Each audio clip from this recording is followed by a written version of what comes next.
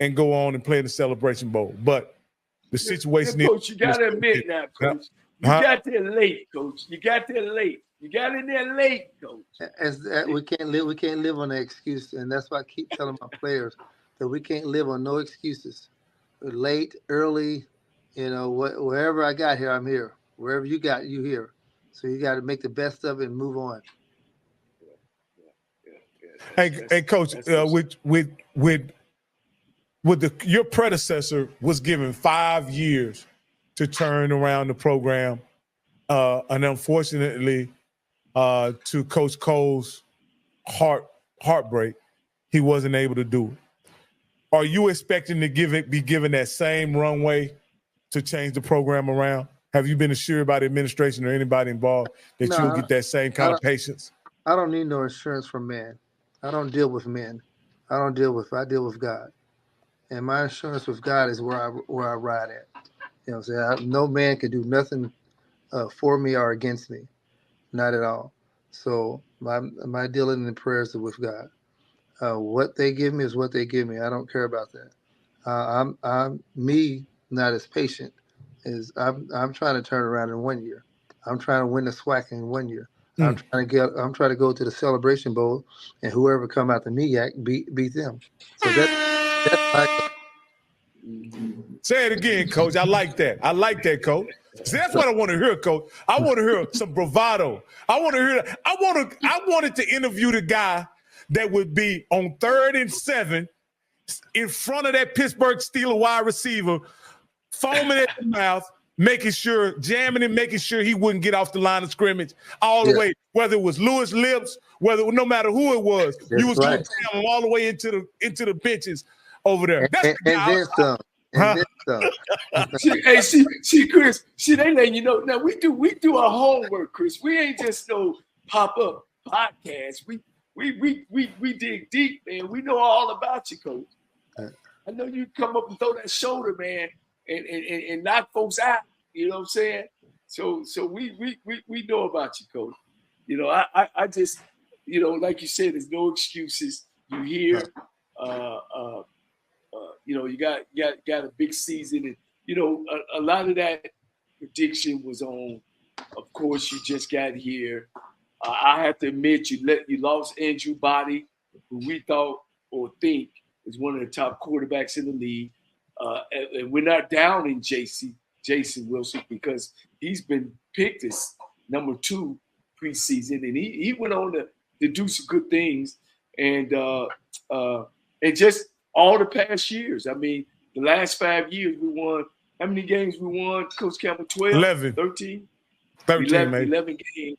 Well, and then a couple of those was NAIA, you know what I'm saying? Mm-hmm. And so those pickings went on a lot of things. It wasn't just out of the sky. Let's just throw Texas Southern in last place. We didn't do that. That's okay. I'm okay with that.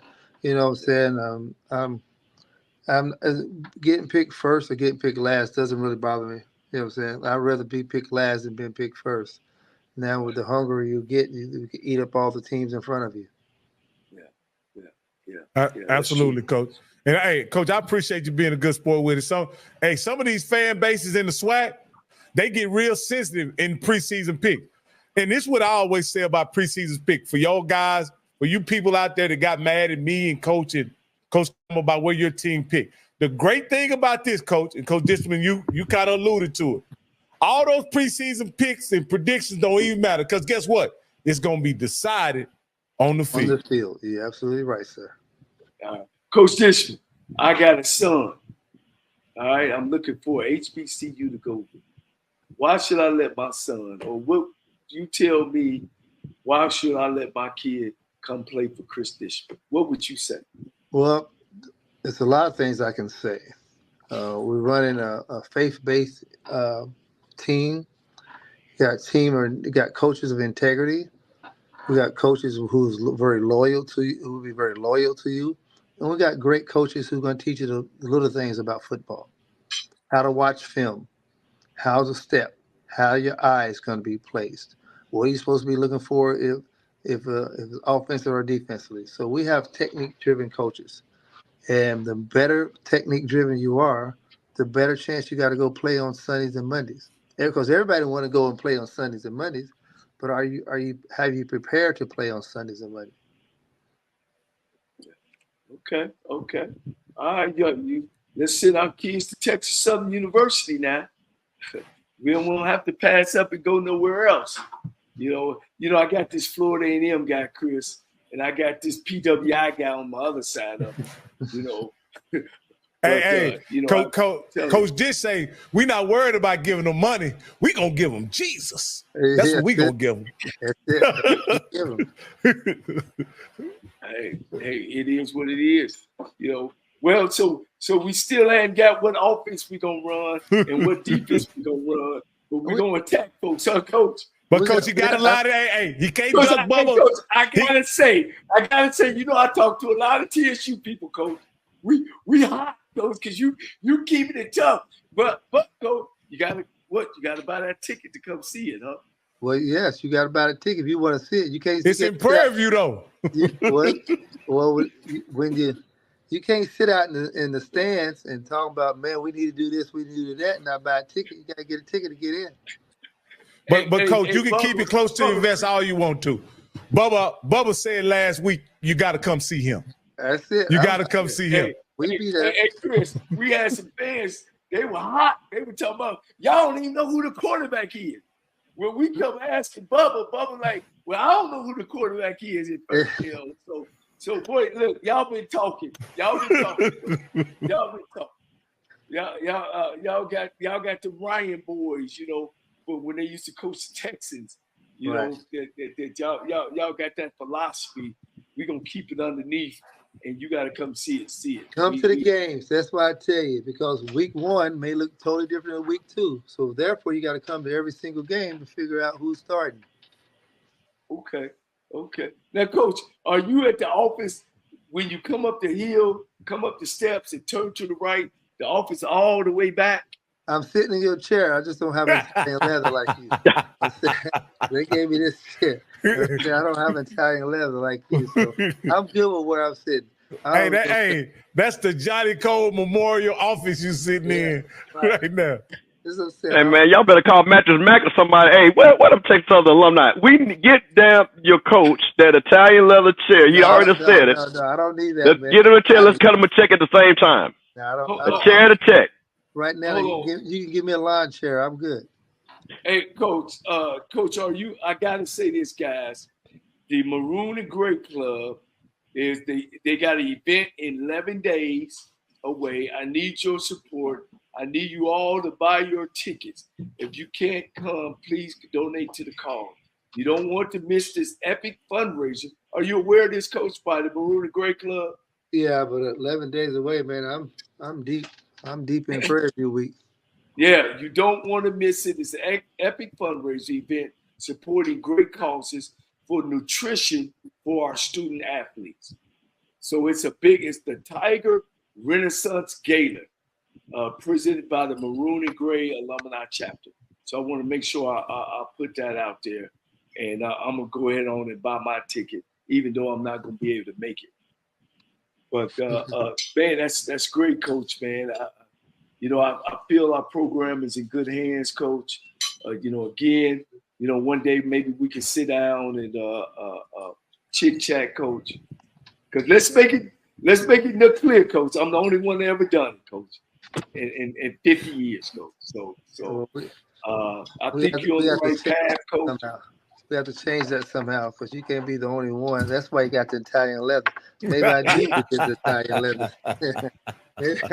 That's why they gave me Italian leather, because you was the only one that done it.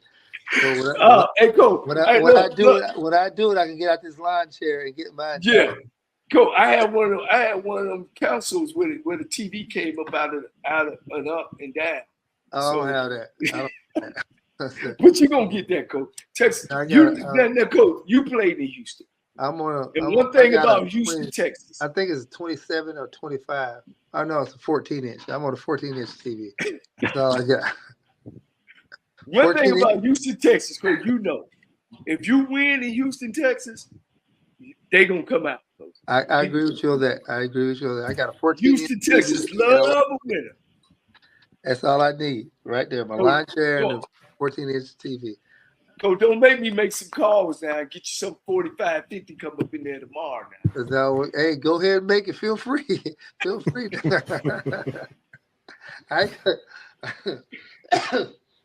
me. I'm not gonna turn it down, but for now I'm enjoying my lawn chair and my 12-inch TV. All right, Coach. Look, I'm gonna make a call tonight. I'm gonna see if we can't get you a bigger TV up in there, Coach. Yeah, get a bigger TV. We don't do that in Texas Southern. We got folk out there that do some real things, Coach. But man, look, I look forward to the season this year, Coach. And I appreciate you taking your time out today. Like, what is your schedule? Are y'all still doing two-a-day, one-a-day, two-a-day, or is it school? You know, today's football has totally changed. These young men, you throw a 2-day practice on right now, you ain't gonna have no team. You know what I'm saying? Everybody gonna quit, so you can't even throw no 2-a-days on right now. We practicing one practice in the morning, trying to beat the heat. You know, at this heat, get up on you fast. You know, so we're aware of the elements that we have to face, and we go out and practice, get our hours in, and come on off the field. Yeah. Wow. Yeah. Anything, guys? Man, Chris, man, you gave us an hour and 11. So, hour and 11. Okay. Yeah. But now you really got to make that call in and get my entire 11. Yes, Coach. Yes, Coach. and you okay, Coach? I got you, Coach. Seriously, I got you. Anything, guys? I appreciate you, gentlemen, for sure. And I will see you mid-season, and then see you again after season. We see where we at on things, okay? And then you got some more information about who's starting. Yeah. Coach, get a dolly, Coach, so we can jump on the back. Okay. I'm telling you, all the back is the only room left because the front and the middle is going to be filled up. I got you, Coach. We good. All right, gentlemen. Have a great one. Thank you, man. Thanks, Coach. Thank you, Coach. Good luck the whole season. Coach. Appreciate you. We'll probably bring you back on. All right, Coach. Guys. Hey, Coach. Hey, this was your interview. This is the interview you wanted, Coach. You wanted this interview. You got it. You wanted your alma mater showcased and put on a pedestal. You are a legend at TSU. You played quarterback for him. You coached for him, and so you wanted your alma mater given the same platform as everybody else. So are you happy with it, Coach? I'm pleased, Coach. I am. I'm very pleased. You know, at least he's got a strategy. At least he's got a way that he wants to do things. I think it's important. I think it's important not only just to build a player on the field, but as well as build a player off the field. I think that's very important at Texas Southern. He has a good coaching staff, some guys who have actually coached on a higher level in college. So it's going to be interesting. You know, I would put a lot of success and stuff expectations on this year, on expectations on this year. But guys, now I do say this: Vanderbilt, Duke, Yale, they get coaches every 4 years if you don't win. Those are academic schools. So let's not get it sidetracked. Even at Texas Southern University, Coach, you got to win football. So what I'll ask you as an alumni coach, take your coaching hat off, take your football expert off. I want, as an alumni, from what you see, is football important to the people at TSU? You know, Coach, man, that's a great quote. And I'm gonna try my best to give you the answer. We've always had great players, Coach. We've always had great players.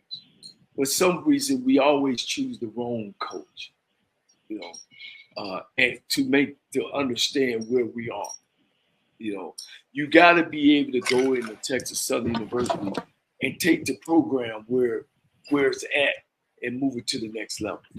When Coach Campbell, when you don't know, you don't know, you don't know. And when guys have taken over this program, they come in a situation where they think everything is in place, and it's not in place. The university suffers and have suffered because we got people just coming through.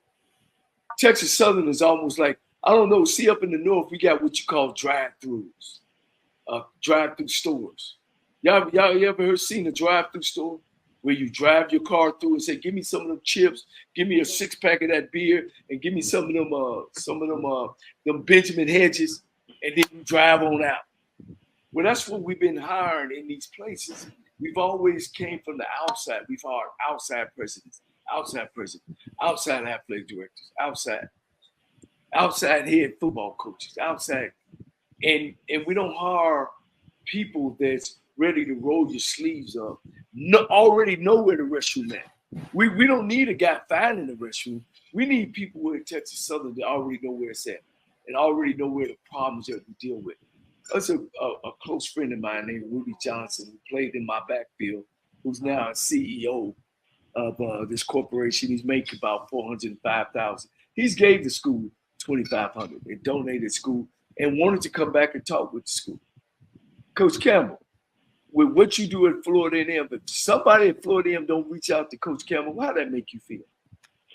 Well, that's the thing, and that's the reason why. But here's the thing, Coach. It's two sides to it, right?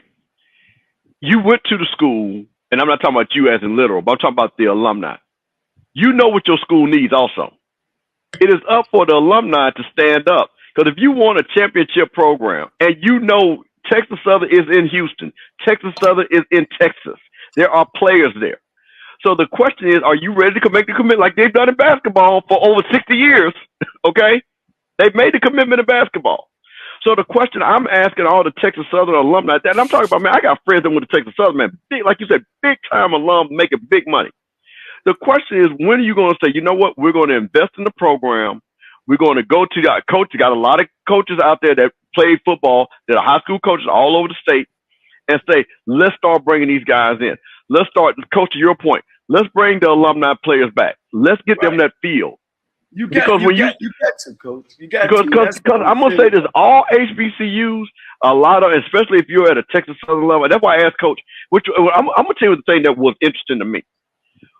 Being that it is Texas Southern, I thought he would go heavy in the portal to really go with. And I was really shocked when he said, no, I want to get kids. We got all these high schools around Houston, and I want to build my program that way. Because to me, and again, I don't know anything. I want to be very clear. I'm never going to tell a coach, but it is Houston, Texas. So to me, it looks like that would be a great portal play to say, hey, you can come to Houston. All these beautiful women on this campus and everything, this great education. So I did find it interesting that he said, you know what, I'm going to build my program through high school players and things like that. Man, I got it. I want to take 10 seconds out. Man, I'm sitting with my family here, and they eating. Mama don't came and took some. What she cooked over there? Well, all I hear is the plates just scraping. What they have to do? Well, yeah, look, say something for me. But I was bringing up that, Campbell, to say we haven't reached back out to Rudy Johnson. You see what I'm saying?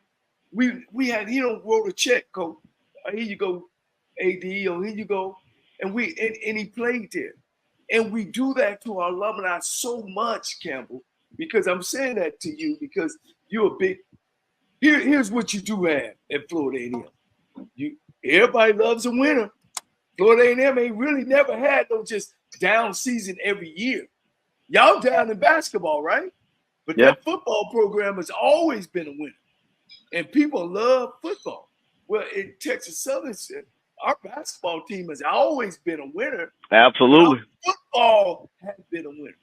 So we don't at Texas Southern hire the right people. Not saying Cris Dishman is not the right person, but everything starts from the top. And we're in a Republican state. Everything starts from the top. And I've been around Texas Southern for 40 plus years, Coach. And we still doing the same old thing. Got our hand out. All right, well, what are you doing for the alumni? We live in that big city. We in that big city of Houston. We got to get out from the third ward and go out there and start bringing people in. And all we ever talk about is Mike Strahan. Mike Strahan. Do you understand, Coach? In 1998 and 99, I'm sorry, take that back.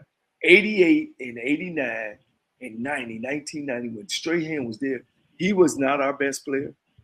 We signed 22 guys in 2 years. 22 guys got NFL contracts.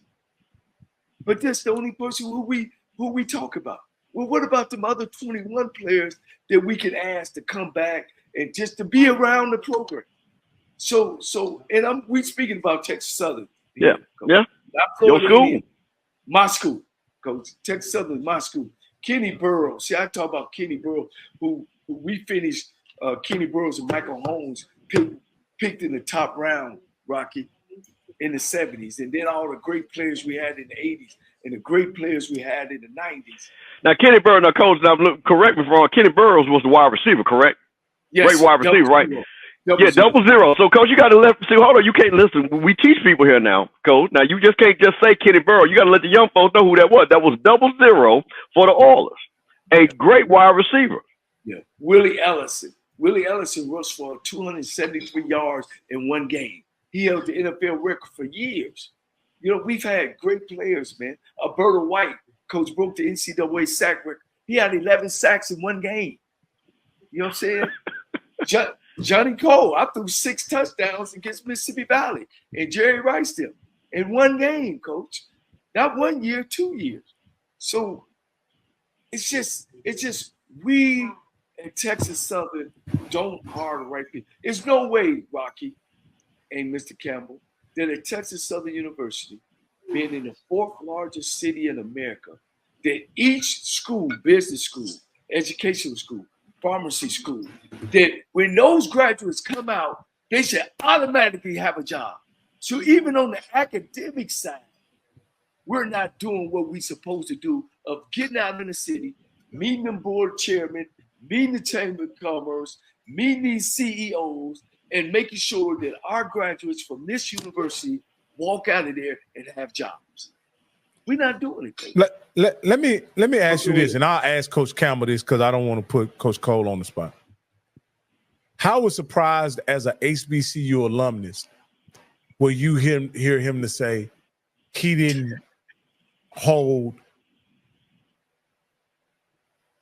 coaching at a HBCU at some high esteem?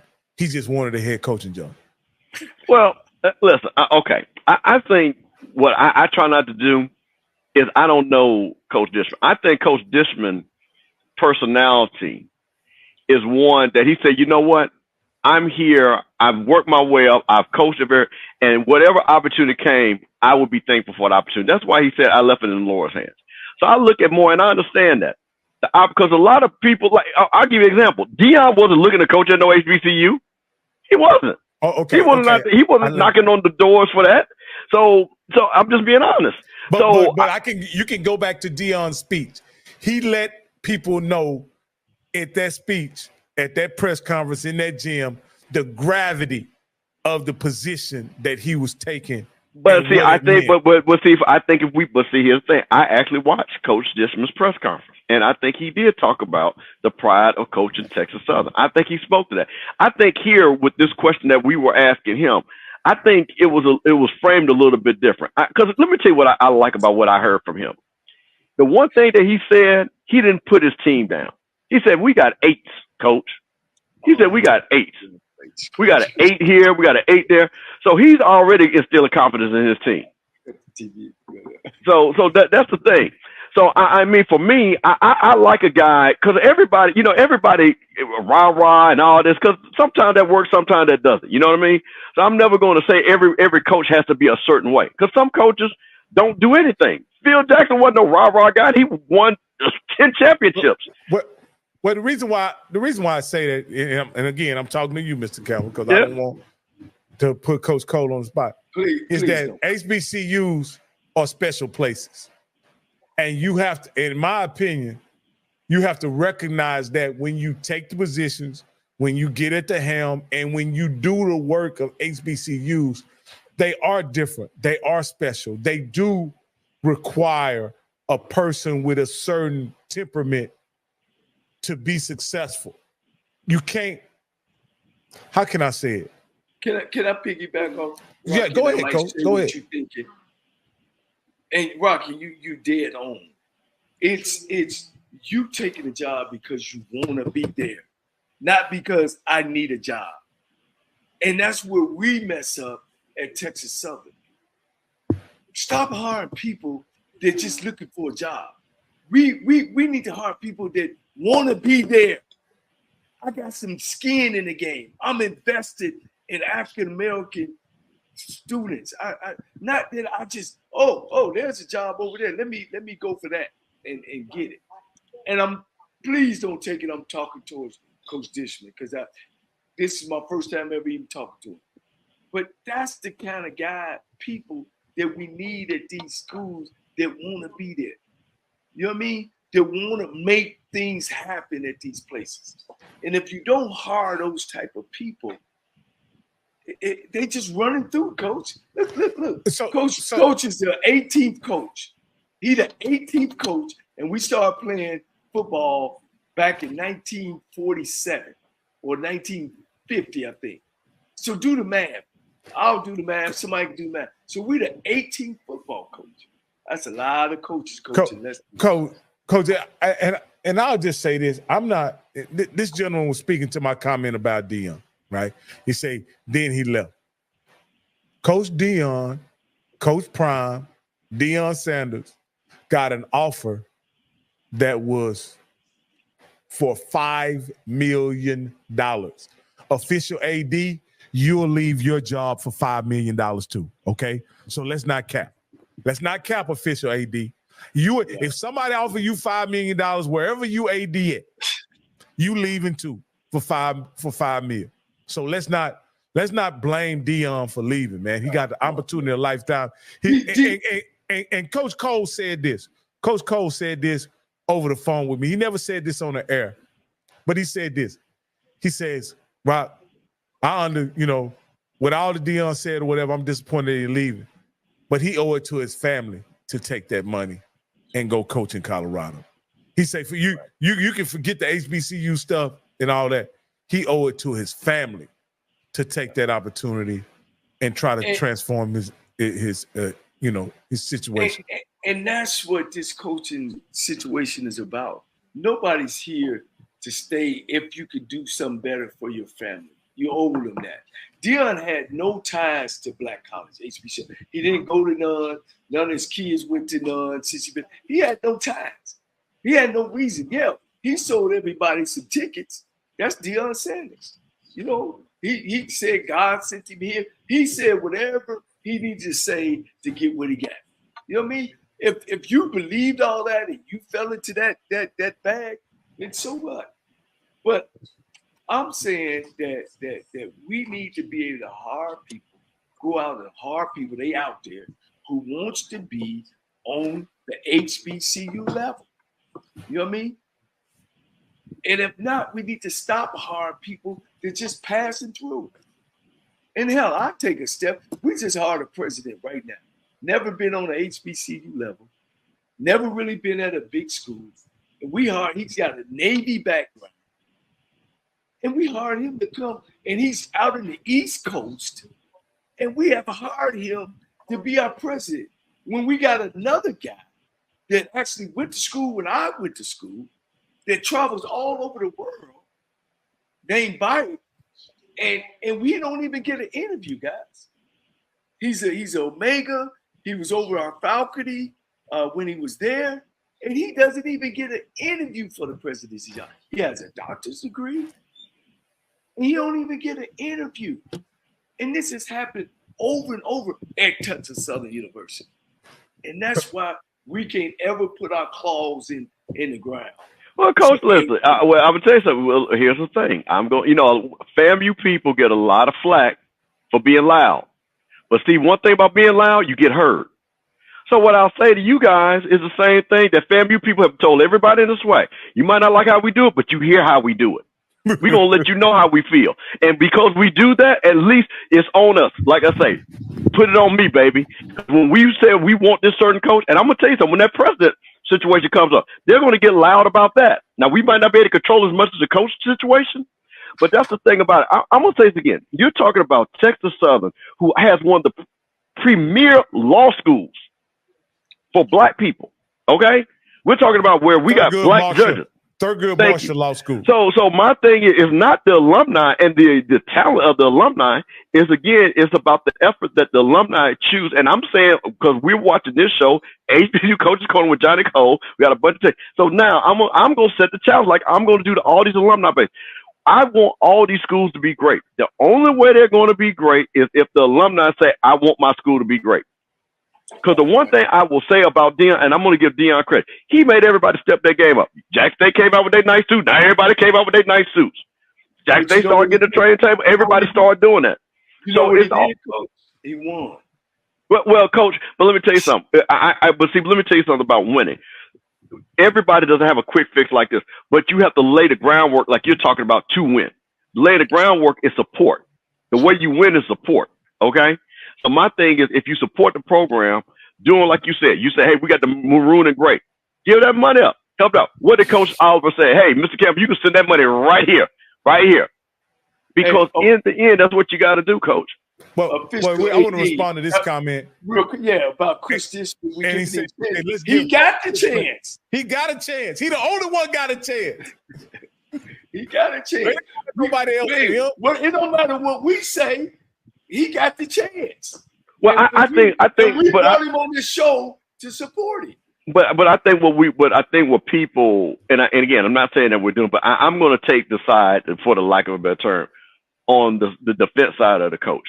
And I think sometimes what we want somebody to be does not have to be like that to be successful. And that's my thing. Is that I heard, because let me tell you something. I think this coach, and again, I'm a Christian, like I say, I think people have to understand. Those Oilers had Warren Moon. That was one of Black America's team. Everybody black loved the Oilers, okay? So Dishman, all those guys, anybody that watched football in that era knew that Houston Oilers team, okay, because of Warren Moon. So we knew Dishman. We knew Bub McDowell. We knew all those guys. The running back from Michigan State and stuff like that. We knew those guys, those wide receivers. Lorenzo White. So we knew that team. So my point of it is, I think this guy kind of plays the way he was a silent assassin, man. Cris Dishman got in your grill. Like you said, Coach, he got in your grill and you didn't get away from that dude. So I think he kind of has that quiet confidence to say, hey, listen, man, I'm not Deion. I'm not this guy. I'm me. And I'm talking to my players, and I'm going to build my players through faith, hard work, and being successful, being a man. And like I say, and that's what we're going to see. Like I say, now Texas Southern, and let's be honest, it's a tough job. It is a tough job. It is not an easy job. Again, it's not Southern. It's not Jack State. It's not Grambling. It's not FAMU, where you know what? You can just kind of add water. If you get the right guy, then all of a sudden you can win 9 or 10 games quick. This is a building block job. And what I want to see from Coach, because that's what I want to see from him with his recruiting philosophy, is he going to get the players that he wants to get in? Now, he's going to freshman round, which was a great question about the 5-year program. Because if you go to freshman round, that's 3 years right there you're going to need to get those guys to be juniors. That's what you're going to need. So just to get those guys in there. So we'll have to see on that. So like I said, I think I'm going to lean more on the side. I like quiet assassins. So I'm going to lean on that side. Hey, Coach, I know we need to get you to your plate, but I wanted to respond to this comment right here. And see, Rocky, he talking about the owner that stopped the AD from hiring Gibbs. Let's get this straight. Nobody stopped the AD from hiring Gibbs other than the fact that if she had submitted that contract to the board of trustees, they wouldn't have approved it. So that's what happened. That's what happened on that. And once she realized that the person she had was going to ratify wasn't going to get approved by the board, then she didn't submit the contract because they had, correct me if I'm wrong, they had a meeting to ratify that contract, right? You talking about Gibbs? Yes. No. They never got to that part. They never got to that part where they was going to ratify. So when the meeting was announced, a special meeting to announce to hire the FAMU head coach, it wasn't to hire the FAMU head coach. Did you hear Sean Gibbs' name mentioned? No, you didn't. I We will answer all that when we get Sean. Yeah, I'm gonna let y'all answer that because, like I say, I'm gonna let y'all handle that. Like you said, Coach, I'm gonna let y'all handle that. Hey, because I know what happened. All right. Hey, we're gonna have Sean Gibbs on Wednesday, and we also gonna have the Jackson State faithful. We're glad to hear this. We're also gonna have TC Taylor on Wednesday as well. We're gonna have a doubleheader the next 2 days. Tomorrow we'll have Coach Keaton and Coach Brown, and then on we'll head back to the SWAC and have FAMU's head coach Sean Gibbs and Jackson State's head coach TC Taylor. Yeah. That's right. So we can to all you folks over there at Jackson State mass meeting, y'all can come watch your coach. I know you've seen them a couple times. We're gonna ask them different questions. We're not gonna ask them mass meeting questions that y'all ask over there. My nephew's over there 1400. Then y'all can go over there to 1400 and watch that. But yeah, come on over here, my folks, my Lynn Street, my Jackson folks, because you know I'm gonna have to ask them hard hitting them Jackson questions. Gotta ask him that. Hey, Coach Cole, we've been asked to get Maynard. If you could, Coach. And we know you're trying to get to that plate, so we're gonna wrap this up. Okay. We're gonna wrap this up. But man. hey, Rocky, let me say one thing. My man EA, that's my brother right there. Always, man. I am working on Cozy. Trust me, I am working on it. We trying to get it scheduled together. So I already got the phone call in. I think we're close. So like I said, we're gonna be trying to make that now. You know, we got to get Cozy on. Man, give me that number. I'm gonna call Cozy. I know Cozy. Give me that number, Cole. I'm calling him personally. All right, Coach. I'll get that for you. Yeah. So we could get him on. We gotta get Florida in. Coach, Oh man, listen. Coach, see, can you unfreeze before you take us out of here, Coach? Because when you tie a knot at the end of the rope, Coach, you gotta tell them to hold on tight, Coach. They gotta see you. They gotta look in your eyes, Coach. I think I'm gonna jump in there. Can you bring me in, Coach? Hold on, let me. That coach looked like he was looking up at that plate, wasn't he? You froze up now, Coach. You froze looking up at that plate, Coach. Coach, I had to say something about it, man. My folks was here, and I had to say something about it. But dang, Coach, I'm frozen. I can't be. I'm still frozen. Yo, hey, can you leave and come back? Maybe that'll get you back. Yeah, let me ask y'all something though. Let me ask you something. Unless you got to go, Rocky. No. Go ahead. No, go ahead. When I said about Andrew Body, I thought I was gonna get a different response, but I really did. He was really short to the point. You know, Coach Dishman is not crying over no spilled milk. You know as well as anybody the challenges that exist at TSU. You know a lot more than you even say on this show, right? Right. But the one thing I admire about Coach Dishman is he's not crying over spilled milk. He's not worrying about who's not there. He's not going to use the excuses, the circumstances for which he was hired as an excuse. It looked like he's a no-nonsense guy, and he's going to work. He's going to grind with the circumstances, the situation that exists, and at least hope for the best. That's what it seems like to me, Coach. I like his answer. I'm gonna coach the players at Texas Southern. That's what he said. He's the coach for Texas Southern. I'm gonna coach the player that's there, and I think that's pretty much it. And again, you know, people move on, you know, and so I think he didn't want to belabor the point, you know. I think he said, hey, he moved on, and we moved on. Let's keep it moving. Mm-hmm. Well, I think he came short of saying. I think Coach asked him, did he make a plea to Andrew Body, and he didn't answer the question. Well, I'm saying, but I think again, situations. I think when the coach looked at, and again, I'm not speaking on anything. This is just my opinion. I think sometimes you look at a situation and say, you know what, this kid looks like he wants to move on. You know what I mean? He looks like he wants to start fresh, and I think that had a lot to do with it. You know, he probably knew, and he said, "Okay, I understand." Yeah. And he got, like I say, he got a second team all-SWAC quarterback. We'll see what he does. Yeah, Coach Cole, I'm sure he's going to be back. He dropped out for a moment. Yeah. But you know, I understand what you're saying, Campbell, about being optimistic and not using certain situation as an excuse. But I always go back to this. How would things ever get addressed if you don't speak out loud about it? And I'm not saying use them as an excuse, but I think you should speak about them on some level so that they can get addressed. Just like the situation of the weight room. He tried to clean that up as much as possible, but there's accountability aspect of it. Of if you have a facility, taxpayers. I'm from the state of Texas, brother, and some of my tax money was used to build that stadium, build that weight room. It's been built for 3 years and nobody's using it. What are you doing with my money? Well, then I guess and I'm ignorant to this situation. Well, why isn't it open? Let me just ask a simple question. Well, now I heard it has to do with some building codes. Well, the coach can't control that. How the coach going to control that? I think they forgot to put water in it. We could have an electrical problem. But why couldn't he be transparent about it though? Right. Well, maybe he didn't know. You know what I mean? I don't know, but it's been closed down even years before he was even chose as the coach. Well, Rocky, okay, let me ask you a question. Hold on. No. I know you're trying to. I got to ask Rocky this. What would you have wanted him to say? What would you have wanted him to say? Due to the ineptitude of our engineering staff and facilities. Oh, see, Coach. This is what I love about the PWI guy, right?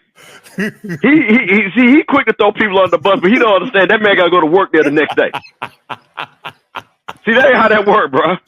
That ain't how that work. And I'm glad man. Listen, you got to go. Listen, physical plant people, the people that cut them checks, you got to go to work with them folks, man. And so you're gonna need Go ahead. You're gonna need them. No, go ahead, Coach. I don't mean to cut you off. Go ahead. Let me ask you this. When I asked the question about how much do you need to fundraise, or was that even discussed in your interview about as a head coach, or does that fall on the athletic director? Now, okay. Now I'm gonna raise my hand on this. I always try to give these coaches that outlet to say, hey, I need some money, right? Right. Because I know you need money. Okay, this ain't no secret. And you can say it in a part. That's why I say, hey, coach, you're trying to build things. What are you trying to get? You know what I'm saying? The weight room, the training table. What do you think you need? You know what I mean? Coach always said the same thing, and many other coaches have said that. Now, that was the interesting thing. He was just like, just give me money. You know what I mean? And sometimes you have to have a focused mission on your fundraising. Sometimes you have to tell people, I actually need this. Because if I get this, that's going to help me do that. Because we know you need money. We do know you need money. So, Mr. Campbell, let me ask you this. What about the people who gave to the weight room? But here's the thing. First of all, Coach Dishman, they gave the money to the weight room 3 years ago to get the weight room up. So he wasn't even there, right? So this goes back to the alums. Why the alums not on the AD and the president say, hey, man, we gave you money for this weight room that we want our players to get bigger, faster, strong, and it's not open. Because Coach Dishman, as he said, and Coach Cole just said, he just got there. He don't even know where the bathroom is at. So why would it be on him? Now here's the thing. If and I'm not saying he didn't do this because I want to be clear on that. I don't want to speak because I don't want to speak out of turn. But I'm pretty sure that he probably, if I'm him, I'm going to say, hey, listen, what's the deal with this weight room? Now, you've hired me to do a job. I can't do it without this weight room being functional.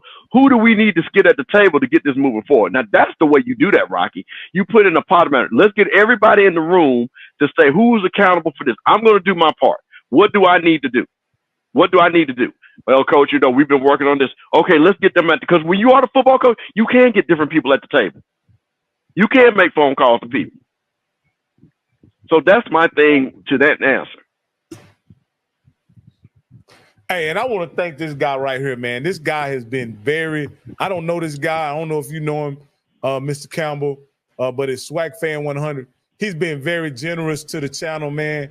He's given several super chats over the past 6 months. That's a good brother right there. That's a good brother right there. That brother watches all the shows, represents. So, man, this is what we need. This is part of this community. He's part of the community. You know what I'm saying? And he's going to watch every show. He's going to he's going to stand on his business. He's going to stand on his business. So there you go. That's what we need. That's my guy right there. And this is what I was going to say. This is what I'm going to say to anybody. True support is what you do with your pocketbook. Pat on the back, high five, all that's good. But what you do with your pocketbook is true support. You know what I mean? Absolutely. Well, look, so I appreciate any type of support he gives us. And speaking to people, to your point about people supporting their schools, you have to support your schools by donating and investing in there. Now, the schools have to be accountable to their donors, absolutely. But I think you can't remove the fact that true support looks like giving to causes that you believe in. Here's the thing. Let's talk what's on his face, and let's talk about Texas Southern. You've had, like I said, I've been dealing with school for 40 years, right? In 40 years, you got 3 or 4 winning seasons. Well, let's say 5 winning seasons. I think it's 5 winning seasons in 40 years. So what happens is you get a new coach in. He gets his following.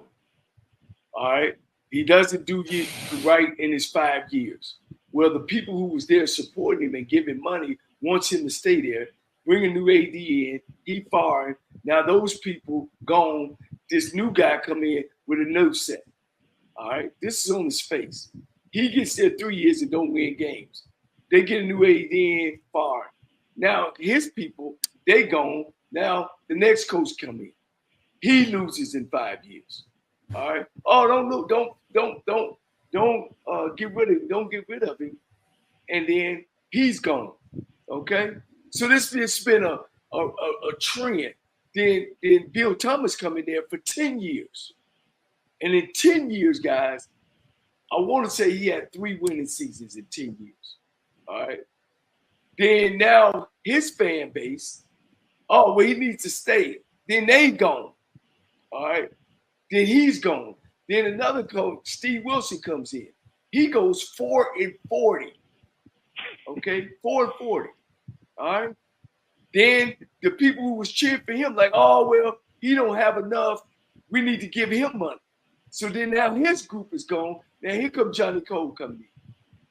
Now Johnnie Cole win the championship, alumnus, everything. But here's the problem: you got an athletic director from another arch rival school. Who does that? Who gets rid of the alumnus in 50 years win their own championship, have some couple violations, and then you destroy that? So Campbell and Rocky, do you understand that when this guy made that decision to terminate me, that set the school back 20 years or more? Agree or don't agree?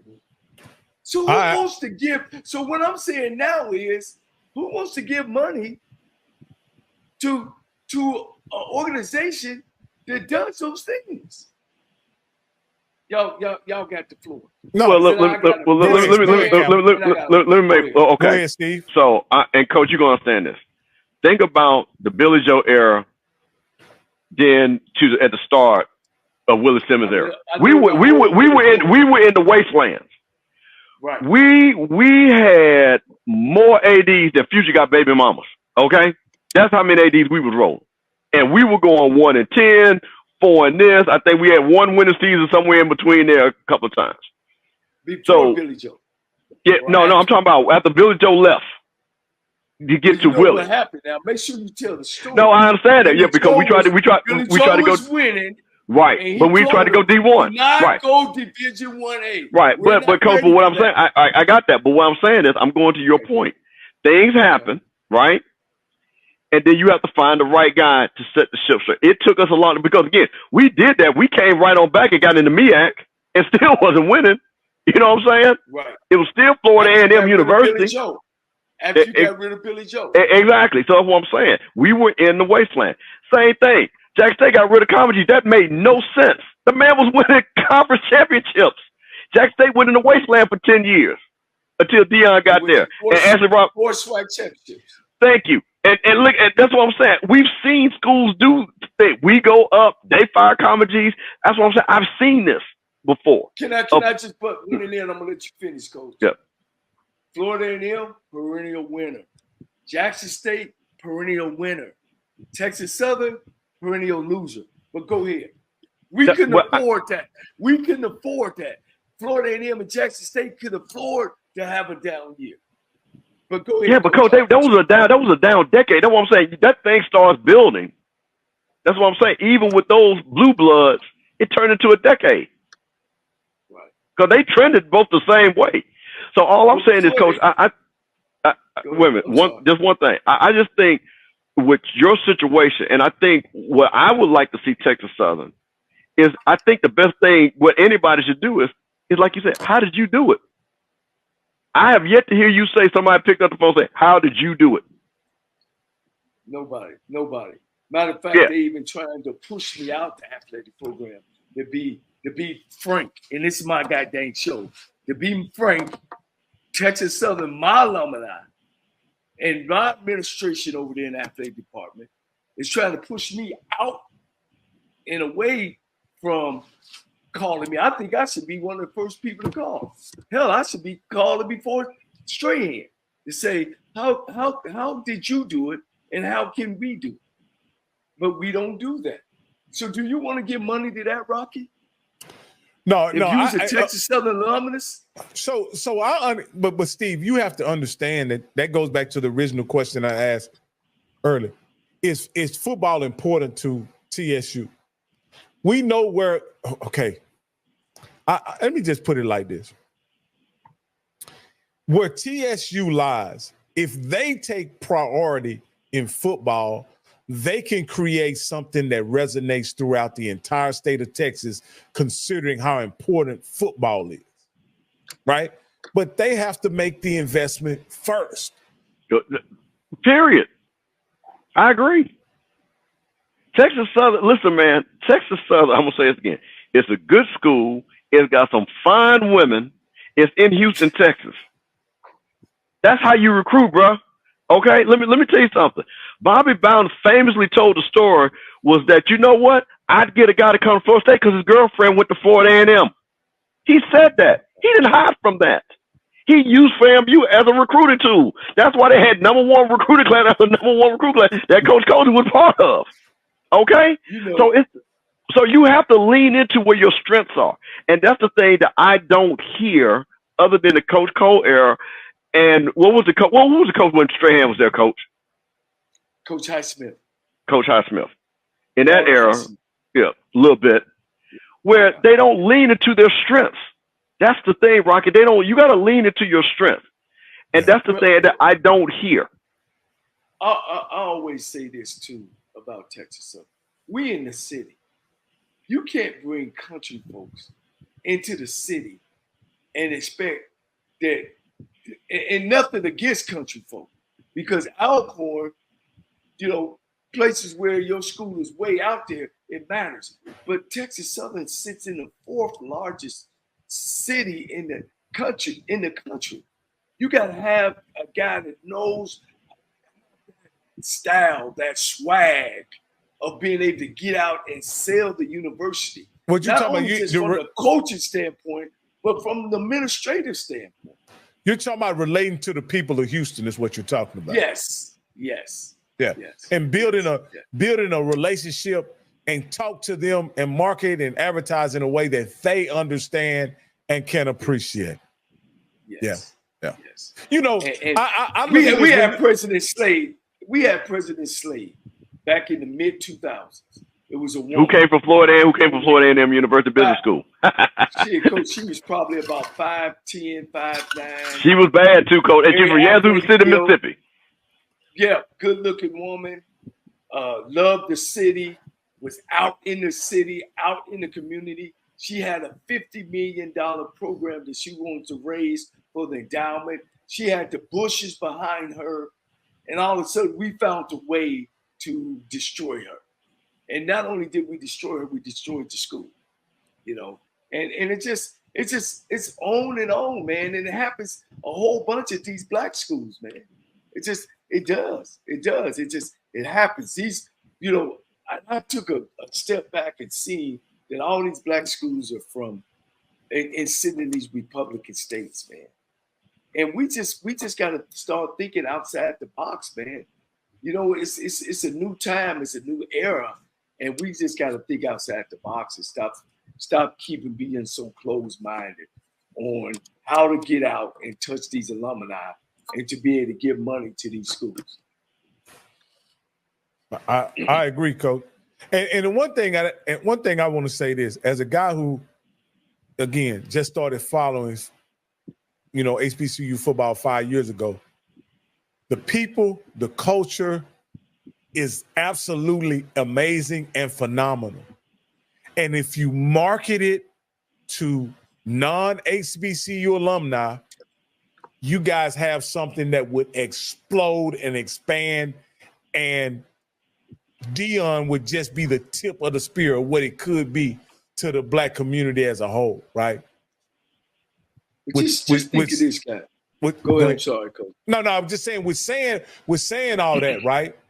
You have to be prepared for the big show. You have to be prepared for the attention and the spotlight that's going to be drawn to you.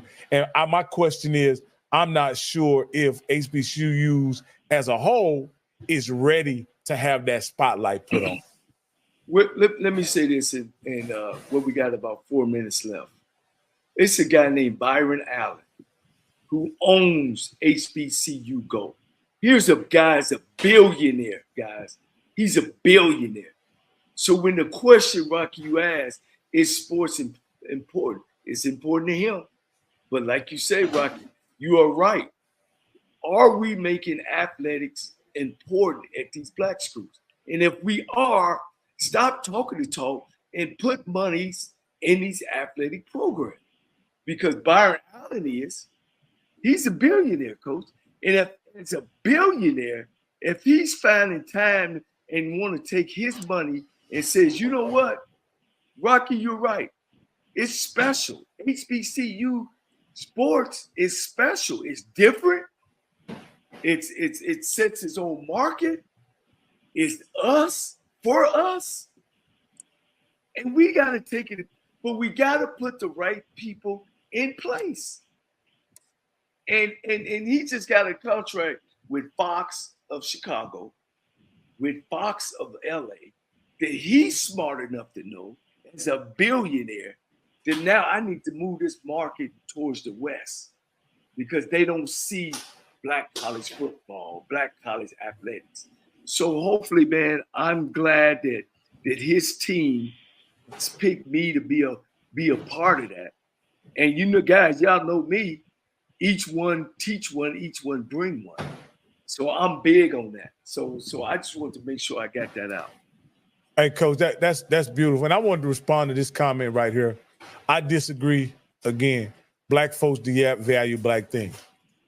Again, you say that on one hand, and a marketing genius like primetime Deion Sanders created an empire using a marketing and a strategy that was all black. He didn't have no white people involved in the marketing and selling it to black people, and we gobbled it up like hogs eating slop. We couldn't. Yeah, but that's unfair though, because that's Deion Sanders. Okay, you keep saying that. He's the only one that tried it. Well, you keep saying. Well, first of all, only one tried it. How many Deion Sanders can you name? I'll wait. No. I agree with you saying. Has anybody tried to replicate the digital footprint of Jackson State since Deion left? But I'm going to say this again. When you're bringing 1 million people just because you're Deion Sanders, listen, man, as somebody who has to sell it, listen, man, and Rock, you know this, that it is hard to grow your online business. As somebody who has to do that every day, I'm looking at numbers and trying, and matter of fact, it's back to school, and we're trying to communicate and do deals with people. I'm telling you, it is very easy when you come with the cash in your pocket. And Deion came with the cash of the social media. You guys said Deion was social media famous before he got to Jackson State. Can I say this, guys? Us three, you got Mr. Campbell. That backs put his money where he's from. you got you, Rocky, as a business person that's on the outside looking in and saying, do we value black college? And you got me on the inside saying, Mr. Campbell, you're right. We need to give. Rocky, you're right. We don't do what we're supposed to do. We don't put the right people in places. So it's a vicious cycle. Absolutely. It's a vicious cycle. It is. And what makes Florida A&M and Jackson State good is because they've been perennial winners, but let them start losing. Mr. Campbell, you're going to be the only one out there with your Bible and some bean cakes. Tell me I'm raising money for Florida. Well, let me tell you what happens with this, and we laughed about this, and Jackson State people understand this too. When you lose it, then you become the band school again. So people come to watch the band. This is the first time in these 3 years, and EA can tell this because he knows this. And this was the first time that the Marching 100 was not the first thing coming out of people's mouths. These last 3 years, it was the football team. The football team is the one that drives everything. When I grew up, and Coach, when you played against Jackson State, now the Sonic Boom has always been the Sonic Boom, but it was the football team that people came to watch and enjoyed the heaven. Oh, listen, and we can keep going. Name after name, Jimmy Smith. They got Derek Conner over there on the channel with those boys. I could go on, and Lewis Tillman, all these guys. I'm talking about football. We came to watch football. We came to watch Jackson State play against Michael Strahan. Jackson State play against Jerry Rice. Jackson State play against Aeneas Williams. So that's what I'm saying. When you don't have that, then you turn into, oh, well, let's just go here to watch the band. So football fans like the football team. And the football team drives it. Come to the Prairie View, Texas Southern game, right? It's going to be 19,000 people there. After halftime, it might be 5. It's played in Prairie View, so I don't know how many people gonna show up this time because it's not. It might be. Yeah.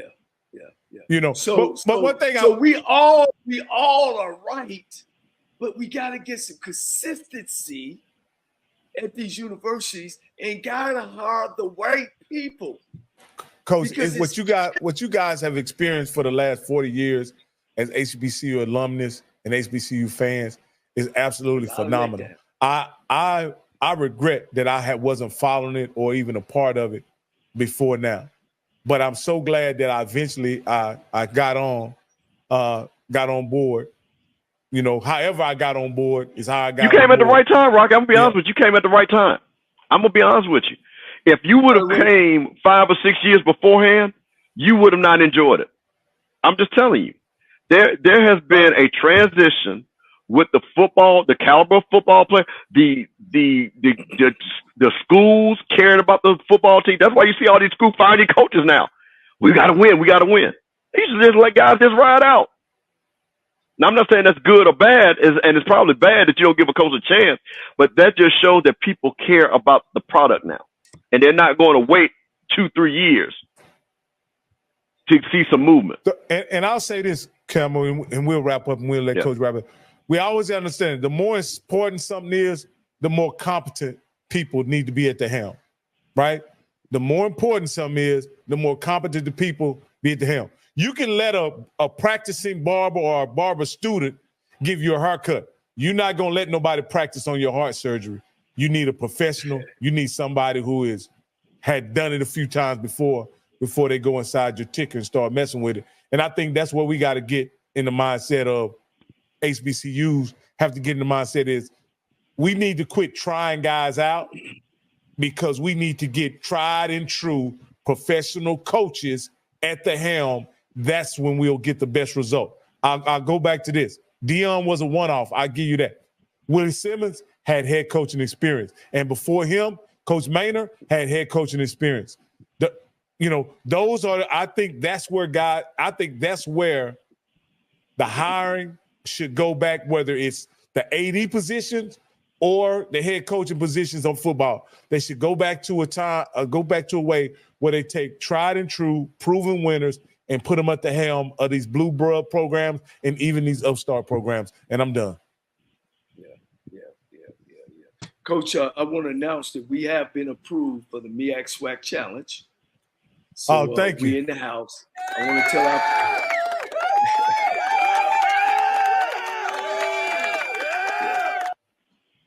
And the HBCU Coaches Corner will be live. Me and Rocky will be doing some interviewing, and we'll bring some of the pageantry, not necessarily the game, because we want to watch the game too. Yeah. We'll be bringing sideline stuff to you guys live. We also will party in the sweet box with yours truly, Mr. Steve Campbell and the boys. So we're going to be interviewing alumni up there and all that good stuff, man, and we're going to have a good time. And so Rocky will talk, and Steve will definitely talk. And guys, we will bring the SWAC, MEAC, pageantry, off the field action to you. So make sure you tune in. What the game is on the 26th? 24th. Yeah. 24th. Yeah, 24th. Yeah, 24th. Correct. And so we'll make sure we'll make some announcements so you can YouTube it. So if you can't make the game, we'll bring the game to your living room. And I just going to address the 80 day. Say, yeah, I grew up in the town where HBCU was. I knew about HBCU. HBCU football wasn't something that I followed prior to then. Did I know who Walter Payton was? Did I know who Aeneas Williams was? Did I know where Jackson State was? Did I know where Southern was? Absolutely. But when you talk about football being the draw, when you talk about football to HBCU people before Dion, they start talking about the band and the band competitions and battle of the bands and the parties after the. I'm a football fan. All that other stuff is cool. That's what y'all like it for. I like the football. And that's why, and I'm 30. But like I said, I came for the football, and I'm staying for the people because it's absolutely amazing in HBCU sports. Man, look, we just wanted to get Coach Dishman on, which was a great thing. I want to thank Coach Dishman and his coaching staff. I wish him a good year. Man, Coach, we did it again. We 2 hours, Coach. We got 2 coaches coming on tomorrow, Vernon Brown, Coach at Lane We got College. time slots. We're going to get them out of there, Coach. We're going to get them out of there on time. Coach Teddy Keaton, Clark Atlanta, new coach at that university. Again, Wednesday night, we're going to have Sean Gibbs, Coach Steve Campbell. Hey, man. Hey, put your armor on, Coach, because we coming at you. I think, Coach, Florida A&M was on the clock, Coach, because we missed Coach Gibbs. He's a gem, and we'll definitely get into that. All right, and then of course, what we're gonna do is we're gonna wish him well down there at Fort Valley. Fort Valley. That's what we're gonna do. We're gonna make sure he get a 10-win season down there at Fort Valley. Okay, and then we got TC Taylor of Jackson State, who's came behind Deion Sanders, some big shoes to fill. He also will call his own offensive plays this year. And then I'll share with y'all some history about when I coached against TC Taylor when I was at Alabama State and he was the wide receiver at Jackson State. So I'll tease him about that as well. Just to give y'all a peek, we ended up beating them 68-61. So we'll Did y'all play with defenses? No, Coach. Hey, look, my brother was the defensive coordinator and the head coach, so y'all leave that. I can't say that, But anyway, it was a great game. But guys, we're gonna end it. As I say, man, Kamala Harris, you're killing it. But if you don't believe in Kamala Harris and you believe in the other candidate, but we got to vote. Black folks, we got to vote. And that's very important. Man, life is very short, man. It's not a dress rehearsal. Don't get caught up in trying to impress others. Coach, we all go through problems. Same problems you have in a $12,000 home. The same issues are going on in a $12 million home. Don't let it twist you. I've traveled a lot, Coach. You go to one island, you've been to all. It ain't where you go. Is making sure you take your family with you and how you enjoy where you're going. I've been to every island in the Bahamas area. I've been to Mexico. I've been overseas in Germany. But it's people are people. It ain't about color. It's about values and it's about home and it's about family. I love my family. I love my brothers. I love my friends, the people who's been in my life.